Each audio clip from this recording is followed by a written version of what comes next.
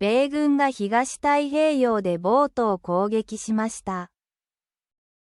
The U.S. military has struck a boat in the Eastern Pacific.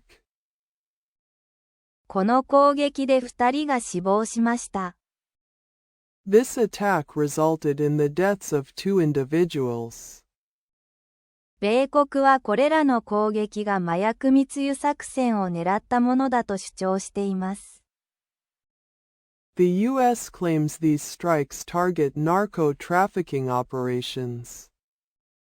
9月以降、この作戦で少なくとも178人が死亡しています。Since September, the U.S. campaign has killed at least 178 people. フランシス・エルドノバン将軍がこの麻薬取締部隊を指揮しています。General Francis L. Donovan leads this counter-narcotics unit.